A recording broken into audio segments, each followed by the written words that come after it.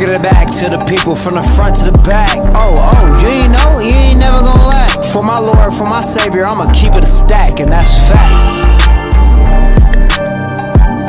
Yeah, that's facts. Man, I'ma keep it a stack. That's facts. On the track, like that, that's facts. I'ma keep it a stack.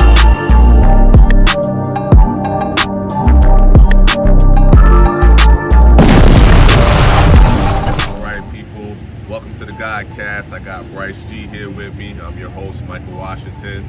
Bryce, what's going on, my man? Good to see you. I was able to make it up to Orlando from Florida, Fort Lauderdale, Florida.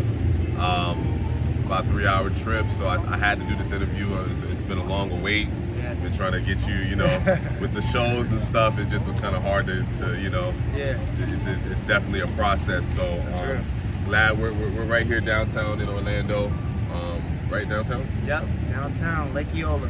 Lake Eola, yeah. OCOEE, yeah, right? Yeah. So, just real quick, just wanted to ask you, how long have you been in Orlando, Florida? This now marks a year and 2 months. Year and 2 months? Year and 2 months. Okay. Been a while. Okay. Yeah, time flies when you have fun. No, because you know your way around here. He had to let. I'm a Floridian, but I'm not from Orlando. I've been here sometime, but you showed me the way. Like, you're like, yo, go right here, go to this Publix, park here, you got free parking. Like, it's like you've been here for like 10 years. That's why I asked you that. Yeah, you learn your key spots, but my sense of direction is not the best, but I have my spots. So this is one of my key spots. This is where your key spots, so you know this area. Okay. Yeah. Okay, awesome, man. So when did you first started DJing? Like, man, so just in general. Yeah, so there's a handful of stories behind it, but officially I would say 2015, 16 was when I declared all right, I'm really about to do this. But my first time actually DJing was 2011 when I was moving from California to go to college in Hampton, and I wanted to throw a going away party. And I was like, shoot, let's throw a party. And I had all my music ready. And I had all my friends. We had tons of people in my house. And I wanted to make sure it flowed. So I had my YouTube tabs up. I had my iTunes ready. Yeah. And I had it all running like transition. So pretty much I was DJing. I just didn't know it. And, that's where it clicked for me. I was like, man, I can do this. I can throw parties, play music. So, 2011 was when it clicked. And then 2015 was when I was like, I could really do this, not only professionally, but not only for God, but do it professionally. Mm-hmm. Yeah, and then you started seeing how you affect people's lives and that energy, you know what I'm saying, that you're giving people off of what you're selecting. Yeah. You got a good ear, Thanks. So Thanks. That's definitely. When did you start getting more into just? Was it always 2011 Christian, or was it just... Nah, 2011 I wasn't Christian. Okay. I was graduating high school. We was at a Catholic high school, and unfortunately Catholic high school is where you get introduced to a lot of sin, actually. Yeah. But, back in Cali, Salesian High School, shout out to the Salesian gang, back in Richmond. And I went there to hoop, nothing else. Did my thing, but then I had no basis of faith besides, I would say, American Christianity. You go to church on Sunday, you go to church for holidays, you dress up, and then you go back to doing whatever you're doing. Right. That was kind of what was kind of standard in my community, my household for the most part. But 2013 is when I actually became a Christian. I gave my life to God. And in that same process, somebody introduced me to Andy Mineo and a handful of other Christian artists. Wow. And that's where it kind of clicked. Yeah. Wow, yeah. Bro. So 2013, you got your relationship with Jesus Christ. Yep. That experience was great, right? Like that. Game changer. Yeah. Game changer. Because I was attending Hampton University. I left California to go to school in Virginia. Right. And Hampton, it was cool. Black college, had the experience, had a lot of different people from all over the world, opened my eyes up to many different just culture, Right. just culture. Right. But I was looking for something more. Right. I was looking for answers. I left home not hooping anymore and trying to figure out what's my purpose. Like Right. I was always told you gotta get out and be a hooper and Yeah, do your yeah, thing, like hoop yeah. dreams. But I got hurt my senior year, so I was like, all right, let me actually live my life. And I got to Hampton and started doing that. So in the midst of everybody trying to party and stuff, I was in the library. I was reading books. I was trying to figure stuff out, like Right. self-help books. So I was reading all the self-help books Right. that if anybody's into self-help, all those things, I don't even want to give it credit. Right. Because what I was reading, a lot of them was just taking stuff from the Gospels. It was taking principles from Jesus. Oh yeah. That's You what know? I've been. Yeah. Yeah, That's so what I've seen. Yeah. In like these books, I pick up a couple of these books and I see the same thing, and I'm like, Yeah. a lot of these books have scriptures in it. They Yep. pick up from the Bible. I mean, that's where American history is found and everything Yeah. else. So that's where you get all the values from. Exactly. So you did that, and then once I was seeking, was trying to seeds. figure it out, I bumped into a friend. I always shout him out, Horace Lambert, my homie. At that time was a random. He was studying the Bible with people on campus. He took a year off of graduate school just to share his faith on campus. And Wow. he met me in the library.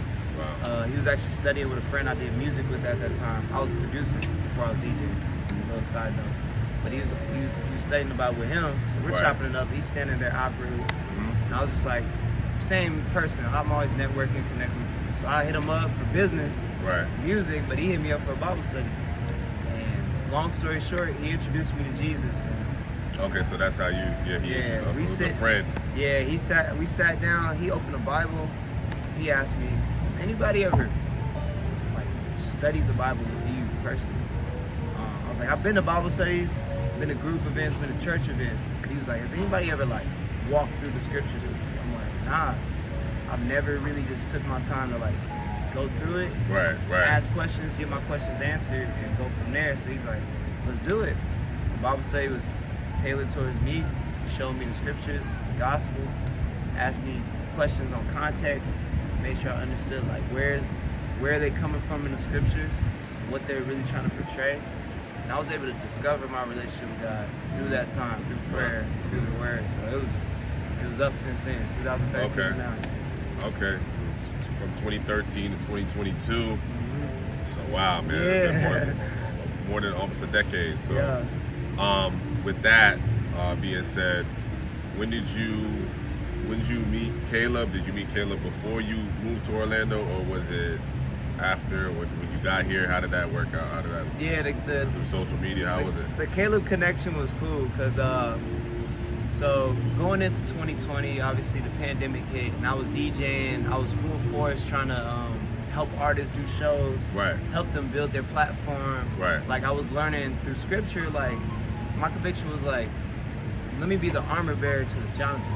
I was praying that, reaching out to artists. So in other words, the armor bearer was right by Jonathan's side. You look at Old Testament. I want to say First Kings. We'll put the scripture in. Right. But yeah, Jonathan was stepping out on faith because King Saul and the army, they didn't have no weapons, so they sat under the tree and just waited and was just eating fruits. Right. Jonathan was like, man, let's see what God can do. Right. And crazy idea. One sword, two guys going to fight some Philistines. They're like, shoot, if God is with us, what's gonna stop us? Yeah. And the armor bearer was like, I'm with you, heart and soul. It sounded like a crazy idea, but I'm with you. Right. So I was like, I want that. I want to find somebody that was doing that. And honestly, I couldn't. The closest I got, honestly, my boy Trey Gad, we started doing shows together. Pandemic hit, he went to working, I went to doing real estate. So if you look at my page, or somebody remember me, a year and a half ago, I had real estate stuff all over my page because I wasn't DJing. There was no events. Right. And I still couldn't adjust to online DJing. It was just not the same. Because as you know, I'm very interactive. Yeah. It was not it. But my real estate page, all that stuff was going on. But I was still listening to Christian artists and stuff. And I would use their music for my content. Right. So then once I found Caleb, I was like, man, he got music for days. And also I was serving the youth ministry, serving my kids, and always trying to put them on the music. And and they always like swat away whatever's trash and accept what's good. Ah, this trash, it's corny. Man, I don't want to listen to that. Yeah. But once I introduced them to Caleb, it was Locomotive. I introduced them to Locomotive. Oh, okay. They was like, "What's this, bro? We need more of this." So he kept dropping. So he was the only artist dropping every week. That was like his fan base. That was one of his fan bases right there. His first fan base. Yeah, Locomotive, the real day one. So for me, I was shout out to y'all out there, those fans that church. So what was cool is me. I always just knew how to like reach out to people and just show love. So I know Caleb at that time, he would go live. It would be 3 people in there, 5 people in there, and he like, "What's good, y'all? Like, I'm making a song." Like, he's still the same Caleb. There's 5 people on the live. And I would just be in there like, "Bro, I'm here to support." Like, you know, I'm much love. And what he would do there on his live, which was so interesting. This would confirm, like, I need to work with this dude, help him. He would go on live and he would tag, like, a random page. And I'm like, "What's that?" And then everybody would leave the live. I'm like, "Okay." So then I go to that page, and he would go live with them. That was before you could do the collaboration vibes now. But he would go to their page, and the person would, everybody from our live would just spam the comment section. Yeah. So all 5 of us, we're just in the comments like, "Add Caleb, add Caleb, add Caleb." So he's like, the dude's like, "Who's Caleb? What the heck?" Yeah. So then Caleb would hop on a live, perform, and he'd get their attention. So he would get bigger influencers doing that. Add him onto the live. So then he got in touch with Mr. Hotspot, Kale, the producer, or like a handful of like influential people. Yeah. And he would perform West Orlando Flow. This before it blew up. He would perform it left and right. Finally got in the hands of the right influencers and became a trend and blew up. That led to another thing. Caleb was excited, and he's like, "Now I gotta do a show. I gotta do a tour. I gotta go to my hottest cities and do something." Yeah. So LA was one of them. He was like, "Yo, if any DJs out there, I need DJs." I was like, "Bro, I'm from Cali. I would gladly go out there and help you out." So I hit him up because he remembered me from the live. Well, little step back. On the live, we had a time to talk. I was like, "Bro, let's talk more." So we hopped off the live and we had a conversation. We ain't talk nothing about music. That's what it confirmed. We ain't talk about music, working together, anything. We just talked about the Bible. We talked about books we've been reading. We talked about what we're trying to do with our life. He shared his testimony. I shared mine. We started there. And then led to this thing where I was like, "Hey, I can DJ." He didn't believe it. I sent the mix. I made a Caleb Gordon mix. Just an hour of all this stuff. And he was like, "Oh, you fine." That's God, yeah. Yeah, so God put y'all together. Man, it was like, just, no matter how far y'all was. Exactly. I was in Maryland. At the time, yeah. So when we crossed paths, he said, "Hey, that show didn't work out, by the way." He was like, he kind of felt bad. He's like, "Oh, snap." But show didn't work out. He's like, "Bro, next show I got you. Pull up." So I pulled up to Orlando. We did a show here. And it was like that movie scene moment of like, this is where I need to be. Not only I met Caleb, I met Alex, I met Kenny, I met TJ, all of that same day. And when we performed, it was natural. And I've never had somebody that had that much energy, that much like skill, breath control, but also interaction with the crowd like me. So I was like, when we came together, it was a force to be reckoned with. So that was the first time we met. I have it on my YouTube actually when we met. It's crazy. And after like 2 months, I decided I'm gonna move and just work with him. Pick up, I've seen your story on that, and that's just powerful.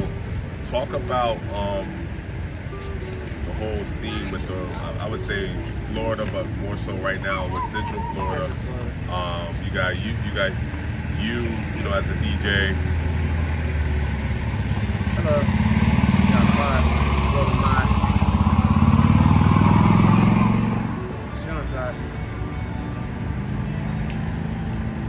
Yeah, so with the scene, with you, talk about, you know, with you guys here in Central Florida, you got you got TJ, you got Kenny, I can name them all. TJ, Kenny, Alex, Scooty. Yeah. I know mostly all. Who else? There's Golden Goose. He's popping out next year. We got a dog Curtis. We got Lou. Adler, I don't know his stage name, but Adler, Keith. Man, we're all in a group chat, so we all just be praying, hold each other accountable. But yeah, man, it's been crazy just to see.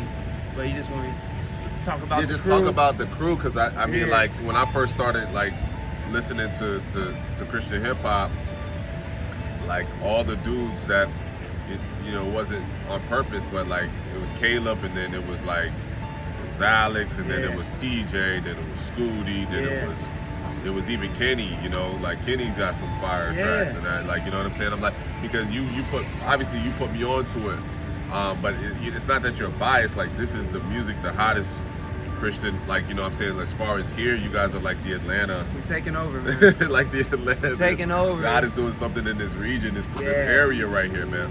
Yeah, it's the beauty of just being together. That proximity made a difference. So, Caleb definitely started like setting trends and doing his thing, and it started, I would say, for this area specifically, Orlando. Right. Caleb and Kenny knew each other. They went to high school together. Okay. Then they was making music with each other before being Christian. Oh, okay. And they split up, both found God, and they came back together. Okay. I was like, yo, you do music, that's crazy. Let's keep going. And I was like, but they was like, yo, let's keep working together. So they started doing their own collectives and stuff back in the day.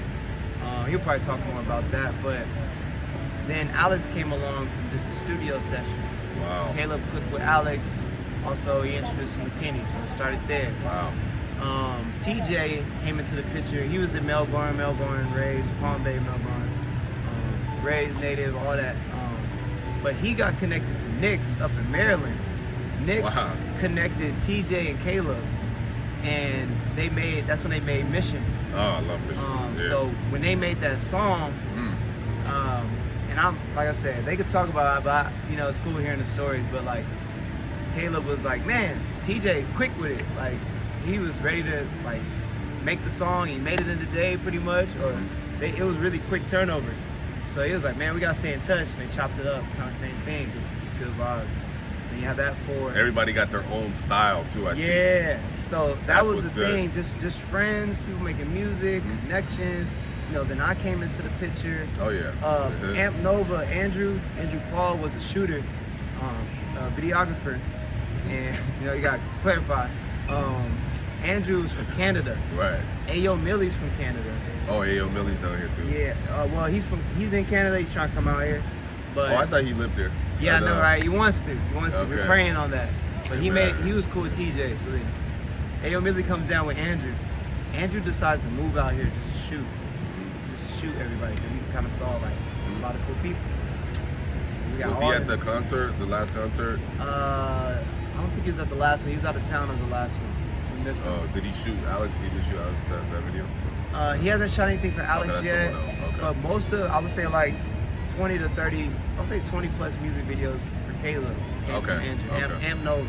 Okay. So all of them came together. I came into the picture. It's just friends meeting friends, talking about the gospel, making music.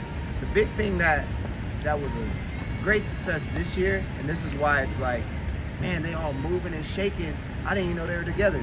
That was a part of the plan for the most part, because we were told, about a lot of people, definitely some OGs and people that really have seen the CHH space. Another thing about all these guys, they wasn't raised on Christian hip hop. None of us was raised on Christian hip hop. Yeah. We discovered it. I'll say Goose, but I'll say it with the group that's moving right now. Alex, right, that's what I see, Yeah, so we just fresh eyes. But people are giving us suggestions, advice, like, y'all should be a group, y'all should be a conglomerate, y'all should be the Eden fam. And we did that for like a little bit, we did a show, and we already felt weird about it, because obviously Caleb had a bigger platform earlier this year. So it'll be Caleb and your team, Caleb and the friends, Caleb and... And then and then also when I look at Kenny and TJ and Scooty and all these dudes, like they got their whole project, their catalog is like, it's enough to go when I want to go get a certain vibe from TJ. I go to TJ, Caleb, I go to Caleb, Kenny, I go. You gotta. It's different type of moods and feelings that you have within Price. You want however you're feeling. That's what I've noticed, and you put it together very well as far as when your playlist. Talk about that with your branding as far as your tastemakers, how it started, but also just the online presence that you have, like as far as breaking people's music and just. I've never seen no one break Christian hip hop the way that you do, bro. Like you literally are breaking it and like, and you do it in a way where it's not, you know, it's force feeding. It's not force feeding. It's you're finding the right tunes. Talk about how you just do it in clips, and then you just give a little, and you literally make someone go to that song. When I first out, I'm like, I gotta go to this song. This is not enough. Like this is only like 15 seconds of it. Yeah. Like I gotta go to the rest of the song. And it's like you're not the artist, but the way you're breaking it, you're literally doing it like as if you are the artist. Like talk about how you just have that passion for the Christian music. Like just when you hear something, talk about your ear, everything. Yeah, I got you. So you know, in the midst of all of us trying to figure out individual brands, because as a group they're trying to group us, we was like, nah, we gotta lock in on our brands. For me, I was challenged by Caleb actually. He was like, bruh, you're the DJ. And not even in a prideful sense. Answer me, who is a Christian DJ stamping Christian music? Like, stamping it. Like, this is it. Because even me, I was the gig DJ for the past 6 years. I was a gig DJ doing weddings and big gigs. So obviously you got to play what the client wants. I'm like, I only play clean versions. So then, in my mind, I'm like, well, yeah, I do Christian, but I only play clean version for my gigs. So over time, stuff like that, over time, it kind of just gravitated towards my personal life, and I'm only play clean music. So even me as a DJ, it slowly just became my brand. So Caleb called me out. He was like, bro, what are you doing? Like, if you don't work with me, you can't play it like non-Christian, like secular music. I was conflicted, but I was like, he kind of unlocked something in me because I love Christian music. But as I kept doing these gigs and getting caught up in these situations, youth ministries, they're all like, whoa, we will listen to Travis Scott, and I'm like, why? But but then, you know, that's why they say money is, you know, it's dangerous because I need to pay bills. So I'm like, man. But Caleb called me out. I had to think about it. I had to get in the word and really lock back in to think, what do we need? And I realized that we need somebody to stand behind the music that glorifies God. And, you know, you stand out. Anyways, but like that's what I feel like. You stand out way more. I can nerd out about the marketing principles behind it, but it is all about being this, you know, purple cow. Right. Like you stick out, and people are gonna be like, wait, something's different about this person. So all that to say, you know, I was like, all right, I'm gonna make these mixes, put people on, keep it short, keep it sweet, pick some songs, see what happens. And I saw that quickly. People were like, thank you. I didn't know that this even existed. Or I was getting that feedback instantly. And then the tastemaker, the Patreon that I have, all that stuff was really just me trying to find a solution to all the like traffic I was getting. Because people were like DMing me, like you said, you'll hear the snippet. And like, you got more of this, you got this type of music. Because, you know, mind you, I'm not a CHH DJ. You know, people are quick to think, oh, he's CHH. It's like, I love Afro beats. I love house music. I'm a music lover.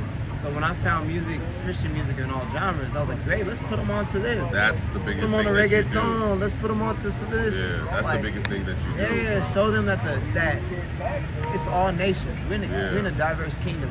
So I never want to limit that. So once I did that and people really wanted it, and I started getting DM, and I'm like, man, I gotta figure out a system or some type of way to like keep myself like with boundaries, but also point people to stuff. So that's when I made the Patreon to just put out these playlists, bring everybody together, you know, and I can get paid for it. So my time is, you know, worthwhile. You put a lot of time and effort into it, bro. And I can tell. Man, on top of that, once I started doing my lives, and the lives was another solution. Lives, bro, you broke the broke IG, broke the internet. Broke the internet, man. They kicking me off of IG.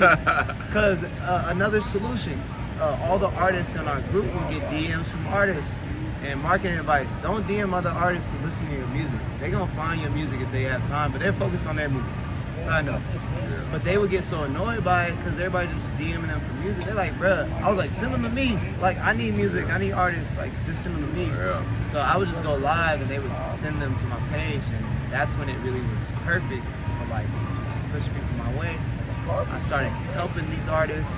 I've always had a heart to like serve and mentor, so then I started meeting like a lot more artists, and I started connecting all the people from my videos that just love music to the artists that needed to get critique and advice. It became this community. Tastemakers came about because I got stories for days, but one thing I was wanting to do is like create this series called The Crock Pot. It's kind of like a podcast, real talk, but I was like, it was like the best things are slow cooked. You feel me? Like, so for sure. I was heavy on like food, and I always loved to know that food bring people together. So then, I started thinking about what can I do to start theming around like cookouts, and I was thinking of everything that people love in the kingdom. Like cookouts is great, like bring people together, cookouts, all people, all barbecue, barbecue cookouts. So then I was like, how can I create a name for the group? And Tastemakers. I was like, all right, taste. We're creating the culture, creating what's tasty, what's good. So it's all encapsulated in the community. The Tastemakers, we're setting the trend. We make sure it's tasteful, it's excellent work. I'm not just playing it because it's Christian. I'm playing it because it's good, it's excellent. And from there, you gotta be a good steward of what they do.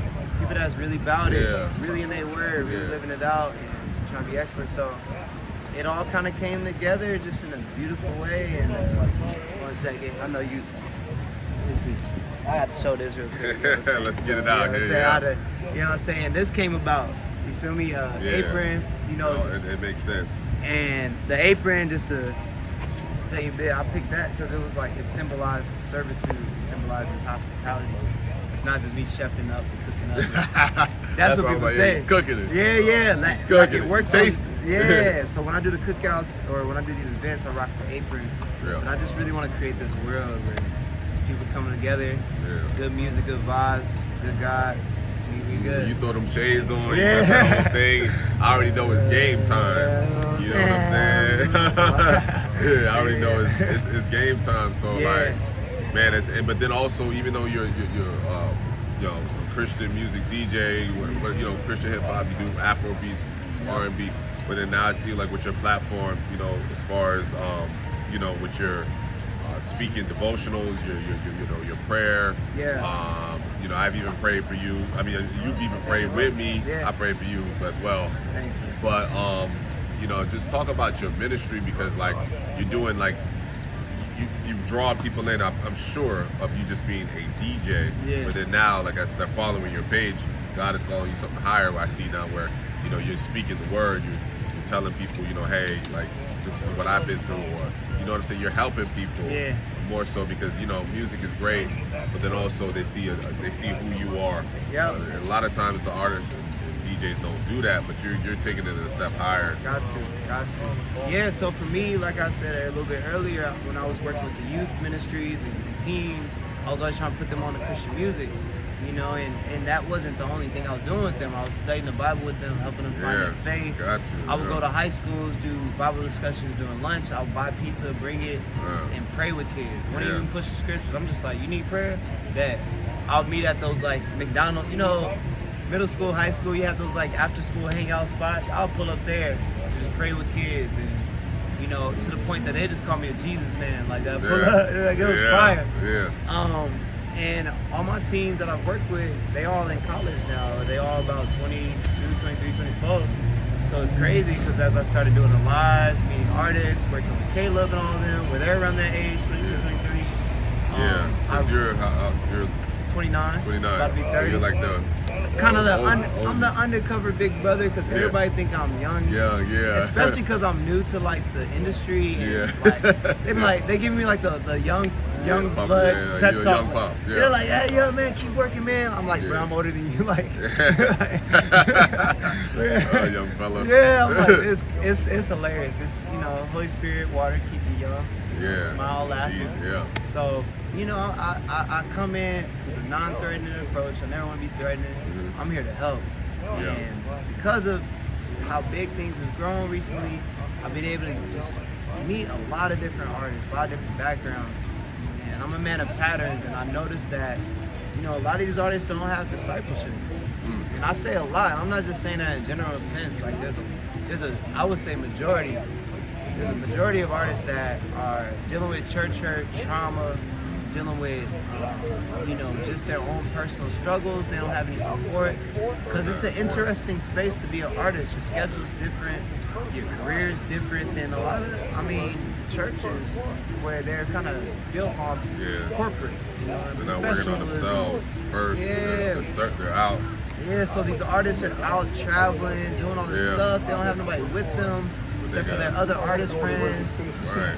And I would say there's also a lot of people who anchor their conversion on the change of their genre. And I'm like, that's a dangerous decision where they're like, oh, I wasn't a Christian and I became a Christian rapper. I'll hear stuff like that. I'm like, you became a Christian rapper, but like, did you become a Christian? Like, did you give your life to Jesus? It's like, I started making music about Jesus. I'm like, all right, hey, no judgment. I'm just like, did you get into the Word? Did you meet? Have that relationship. You feel me? And again, it's like, nah, this is your journey. I ain't gonna push it away and be like, you did it wrong. But it's like, okay, what now? You're making the effort, but let's get into the Word. And so all that like had my heart as I went from working with youth that just do anything to youth, like young men and women that are doing music. I was like, man, let me actually try to like, you know, just serve and kind of mentor some of these guys and encourage them. So again, just a lot of guys, a lot of conversations. I was like, I ain't got 24 hours in a day, and I like to write. It's kind of a small thing, but not a small thing, but it's a thing that people didn't know. So I started writing my devotionals and catering it towards creatives, you know, that are in a similar situation to me. So that's when I put out the book. I saw the feedback, even from just a few people, how much they love the book, to the point they're like, man, this is reshaping my view of God. It's reshaping my view of being creative. I was like, that. Well, I'm gonna start promoting it, talking about it. So I started laying out the advice. So, you know, it was just seeing the needs, seeing that people are going through a lot as a creative that is similar to my struggles. And I've been a creative. I've been a Christian for 9 years, and I've been creative through those 9 years, and I've ran into a lot of situations that were very, it was tough, because you have people in leadership that just didn't understand they don't know your background or what you're trying to do. Right. So I was like, all right, I know I'm not the only one, and now that I've found complete confidence in what I'm doing with the scriptures, with my prayer life, with my relationship with God, let me make sure I can dish it out like a shepherd. Because I desire to be a shepherd more than anything. You know, there's different roles in the church. You know, some people are evangelists, they step out. Like, I'm going to reach people, but I like working within the church parameters and help keep people, you know, fed. Right. So, Yeah, no, absolutely. Yeah, I see that. So with you doing that on social media, it helps people in a big way, and it's actually picks up too. Like I see, like it's picking up the algorithm, and you're touching people's views and the likes and everything. It's touching more audience. So, so that's dope. Let me get my son in here. Yes, sir. Get my son up here. I don't know if we The can see one him. and only. Probably right there. I don't know if y'all can see him, but this kid right here, Max. Yeah, he loves Bryce. He loves Caleb and the whole Orlando scene. I love him too. He definitely he appreciates the music that you put out, and you want to ask him questions. So, Louder. so when are you gonna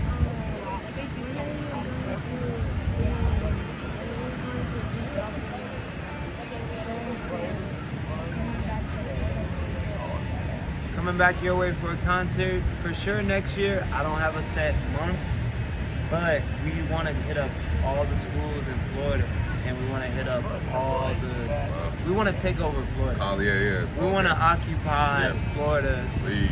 We don't want to get Just caught don't up abandon in us. Yeah, exactly. Florida, because that's what people do. That's the thing. You know? A lot of artists think to make it they gotta run around all over the world, and we're like, nah, we want to work. Jesus didn't have to travel the world. Man, right up in here. Man, so I'm saying arms reach. So to answer your question, next year I don't have a month yet. Y'all working on it. But we're gonna be close. We're working on it. So yeah, good question. I believe you know that you guys will have Caleb, and everybody will have an audience. It's late right now. Yeah. I believe it in Jesus' name. Now I really do see that. You know, I really do see in time soon, like really coming soon. Like, I mean, like who would have thought probably like 5 years ago it would be like this. So in another 5 years, I wouldn't be surprised if, you know, I already see you with Hovey, you know, rocking out, sold out concerts, thousands, you know what I mean? People are just rocking it out. Shout out to Hovey. Yeah, that's dope, bro. You're doing that, and just three little questions, funny little questions. Go for it. Who's the last person you got on your Apple or Spotify? Who's the last person you listened to? Last person I listened to was Thailand 1K. Oh, shout out to him. Yeah, Thailand 1K, my dog, young one. You could have checked for it if you wanted to, but yeah, you remember it though. It's Thailand, okay. Yeah, Thailand, Just Mark G. I made a whole playlist of just like trap, praise. Yeah, because you do that well. Yeah, of course. Yeah, so I've been listening. I know you got some. Usually when I make a playlist, I just lock in on it for a minute. So them two dudes, and then the third one within that group, actually, Secret, young boy Secret. Oh, I love Secret. Yeah, great heart for God. Amazing story. So where's he from, by the way? He's from Connecticut. Okay. Yeah, he's from North. Okay, that's what I was wondering. I was always wondering. He really from the trenches too. It's cool. Like he really reaches. I'm eager to hear his story. Yeah. So Thailand, Secret, Mark, and Mark's from Louisiana.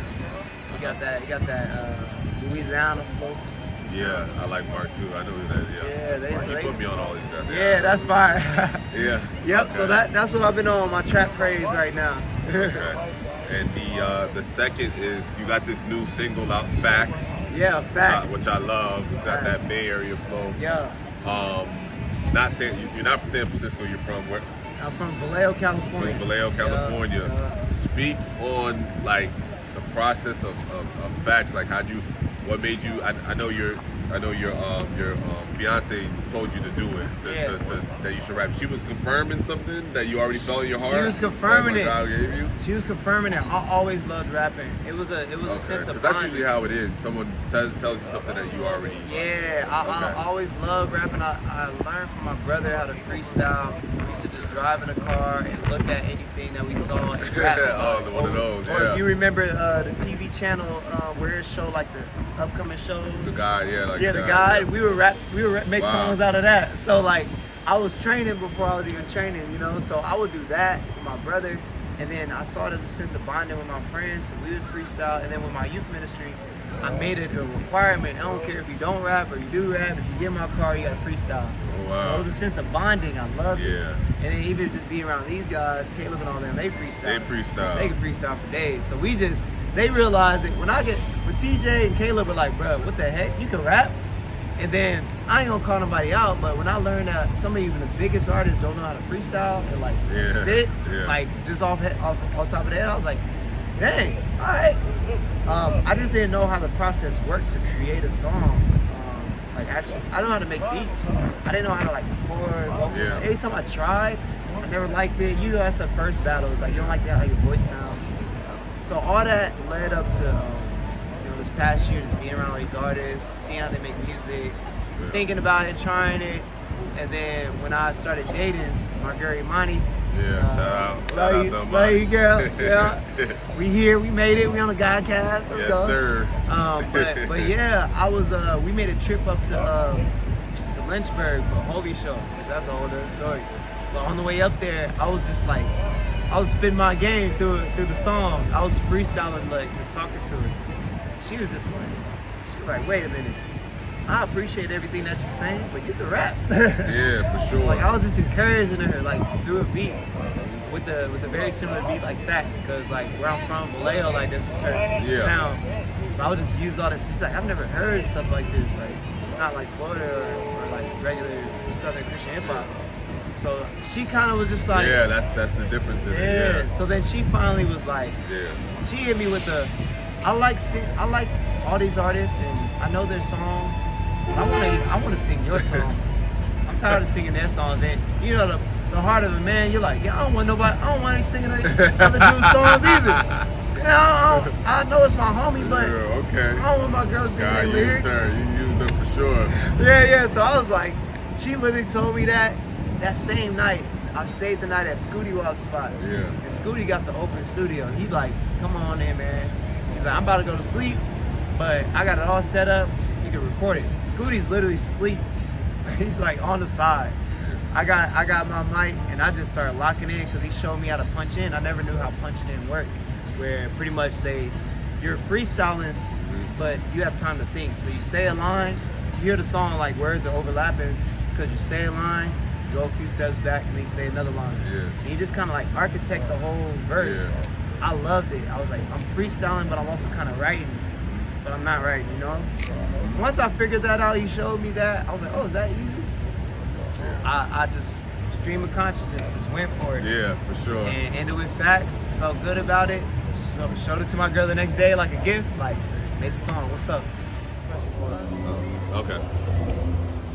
All right, so just, man, appreciate you Yes, sir. being here, man. Yes, sir. Yes, sir. Love this area. You know, hopefully I can come again, you know, soon. And you guys out there, man, if y'all aspiring to be a DJ, Christian DJ, if you're a DJ out there, you just aspiring that God is calling you to convert over, or, you know, if you're just out there, just, you know, you love music and you just want to, you know, tap into what he's doing, hit him up and he'll help you. If you're an artist out there and you want to connect with him, you know, I would suggest that you DM him. His Patreon, his Tastemakers, all that, you know, link his bio. You'll see everything there. Check out the mixtape with him and Scooty. Super duper crunk tape. Yeah, super duper crunk tape. That tape is fire. It's fire. It's got that nostalgia, Yeah. that 2000s flow. Yes, sir. That I'm 32, so like I relate Yeah. to all of it. So I'm like, yeah, I love this. This right here is keeping it Christian, and then but also at the same time just making it like fun and just making you remember like, hey, you know what? We can, you know, Christians can have fun and just, you know, Sir. turn up, get lit for the Lord, Yes, like sir. Alex said, right? Yes, sir. So yeah, get that, and then also Facts. You know, listen to that, vibe out to that. It's got that, you know, that Bay Area flow. It made me want to, you know what I'm saying? Like, you already know. Yes, sir. My wife is from Cali, so like, Oh, word. yeah, Word. so like it's got that vibe to it. My son loves it, and yeah, man, just keep putting out the music. Keep being, you know, whatever you do, bro. You're doing everything. You're a man of many hats, Yeah. and you know, hey, nothing wrong with that, right? I love it. Yeah, you can multitask and do everything. Everything you do it for the Lord. Yes, For sir. the Lord, for the people, right? Lord, for the We're going to people. close it like that. Yeah. For the Lord, for the people. Lord, for All people. right. I appreciate you. Thank y'all for watching. Until next time. All right. Better than racks. Bringing it back to the people from the front to the back. Oh, you ain't know? You ain't never gonna lack. For my Lord, for my Savior, I'ma keep it a stack, and that's facts. Yeah, that's facts. Man, I'ma keep it a stack. That's facts. On the track, like that, that's facts. I'ma keep it a stack.